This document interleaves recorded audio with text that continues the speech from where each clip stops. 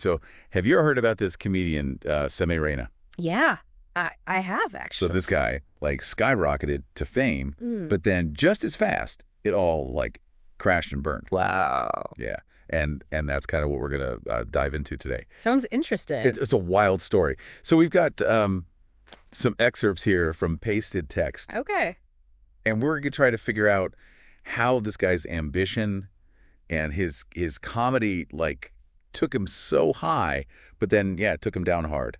I think it's really relevant these days. A Yeah. lot of artists kind of face the same challenges, especially in the digital world. Totally, totally. So this Samay Raina, Right. he really wanted to give his parents, like, the good life, vacations, fancy gifts, like the whole nine yards. Yeah, yeah. And comedy, that was his way to get there. Yeah. And his style was raw, unfiltered, like totally unapologetic. And that's what drew people to him, you know? Oh, absolutely. There's something about that realness that people just crave these days, especially online. For sure, for sure.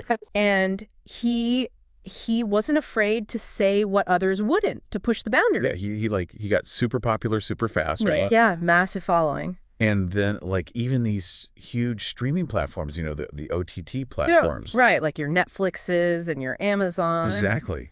Exactly. They wanted him bad, Makes sense. but he turned them all down. Really? Yeah. He was worried about, like, losing creative control. I mean, that's a tough call for any artist, right? Yeah. You've got this chance to like hit the big time, get that security, but then there's the risk of compromising your vision, your art. Exactly. He chose to like stay true to himself, at least at first. Yeah. Yeah. And for a while, it seemed like he, like, totally made the right call, right? He had sponsors, like, throwing money at him. His fan base was, like, exploding. It was like everything was going his way. Yeah. But then But then the very thing that made him unique, that raw, unfiltered style, it started causing problems. Yeah, big problems.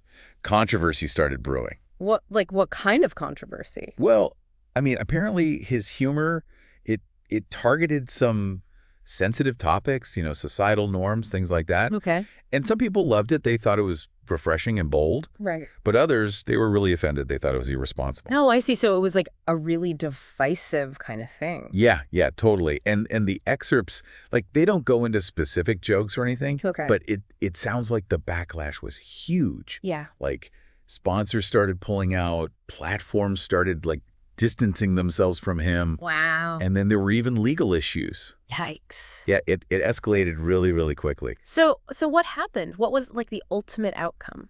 Well, the show got shut down. His dreams of, giving his parents that lavish life, it just, like... It all just fell apart. It really does make you think, right? Like there's this idea of creative freedom, but it's clearly not without limits. Right, right. It's almost like a cautionary tale, It is, but it also shows just how much authenticity matters in art. Yeah, it's complicated. It is. And it kind of makes you wonder, can you really have true creative expression these days without, compromising somewhere along the line? That's the question, isn't it? It is. It is. It makes you think, like, where's the line? Wouldn't you cross even if it meant, having a smaller audience? Yeah, it's something for everyone to consider, I think, especially artists. For sure. Yeah, Well, that's some heavy stuff to think about. definitely. Thanks for diving into this with me. Of course, anytime.